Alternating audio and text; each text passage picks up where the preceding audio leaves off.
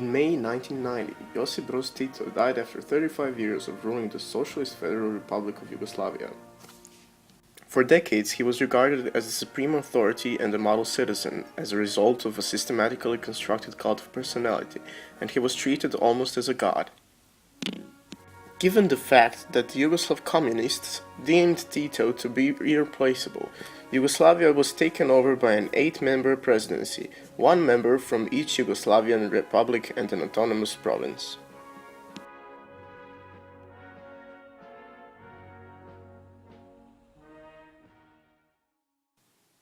After Josip Broz Tito's death, Slobodan Milosevic became the new political leader of the Serbian communists and thus Serbia.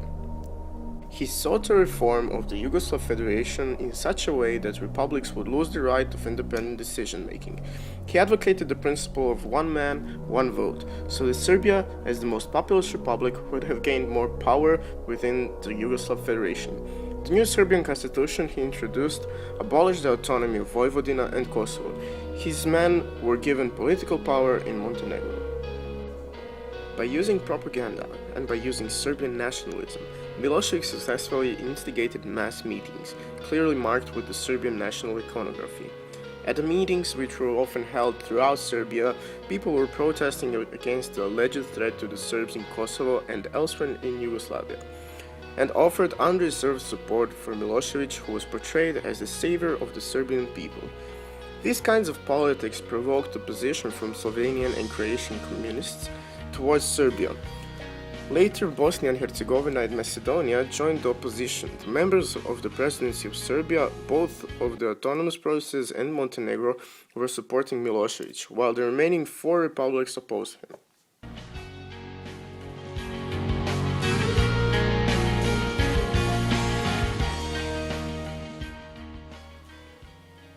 In 1989, in Croatia, Arab political parties were formed. One of them was the Croatian Democratic Union, led by Franjo Tuđman. During the communist regime, Franjo Tuđman expressed his dissatisfaction with the position of Croatia in the Yugoslav Federation and on the charge of Croatian nationalism spent several years in jail. He participated in the events during the Croatian Spring.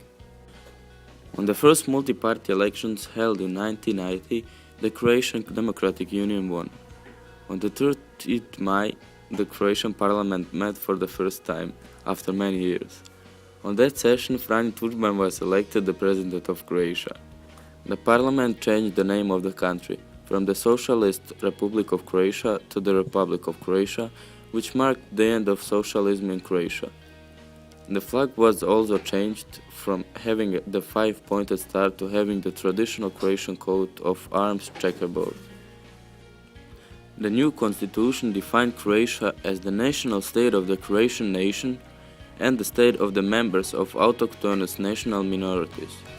Serbs, Muslims, Slovenes, Czechs, Slovaks, Italians, Hungarians, Jews, and others who are citizens and who are guaranteed equality with citizens of Croatian nationality. I drugim su republikama 1990. godine održani višestranački izbori. Komunisti su izgubili vlast u svim državama osim u Srbiji i Crnoj Gori. Unatoč navedenim potezima, Jugoslavija je dalje postojala kao federacija, ali sukob među državama se sve više pogoršao. Slovenski predsjednik Milan Kučan i hrvatski predsjednik Franjo Tuđman zalagali su se za samostalnost i konfederaciju, dok se Milošević zalagao za centralističku Jugoslaviju. Jugoslavija se počela raspadati na gospodarskom planu. Srbija uvela carinu na proizvode iz Hrvatske i Slovenije, te upala u novčani sustav Jugoslavije, otuđivši 18 milijardi dinara.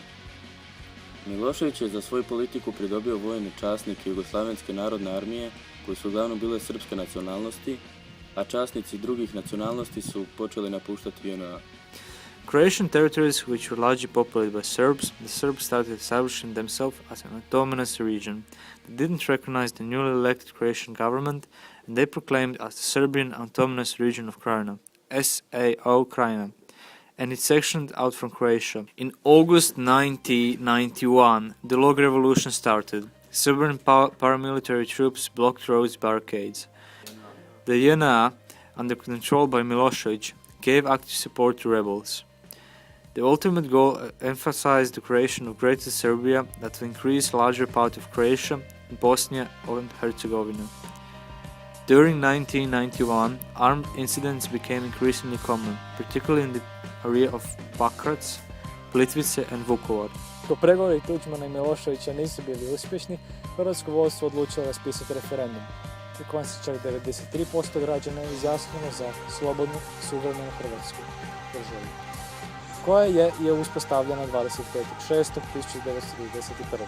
Istog dana Slovenija je donijela odluku o samostaljenju. 2 dana kasnije došlo do kratkog sukoba između JNA i slovenskih snaga, nakon kojeg se JNA povukao iz Slovenije. However, Milošević and the JNA weren't ready to let Croatia become independent. They wanted to secede the SAO Krajina. During the summer of 1991, the conflicts flared throughout Croatia.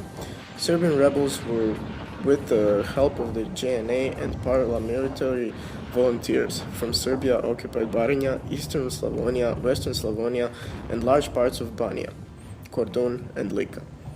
In Dalmatia, they were occupied parts around Zadar, Drniš, and Dubrovnik. The fate of Vukovar was particularly tragic.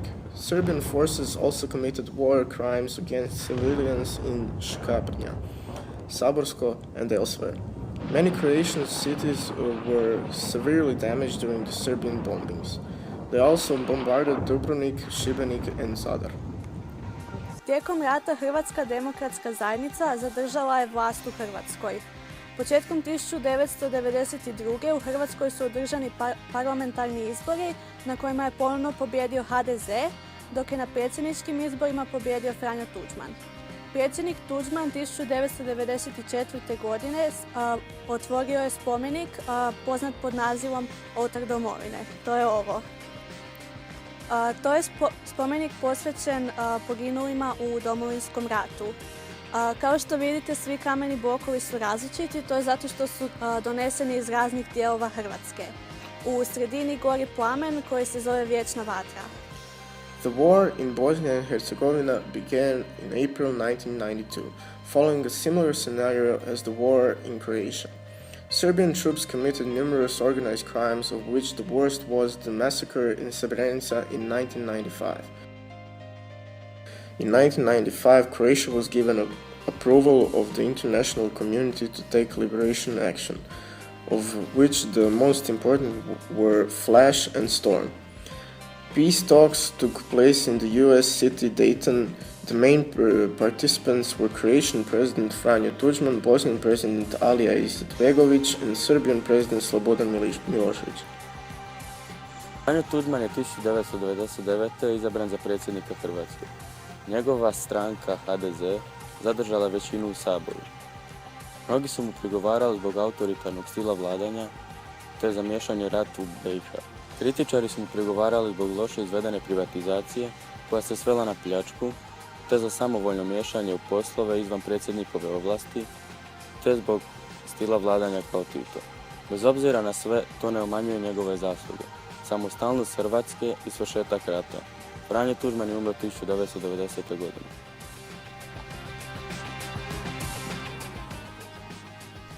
Nakon rata Miloševićeva popularnost je padala. Tijekom 1998. godine došlo do pobune Albanaca na Kosovu.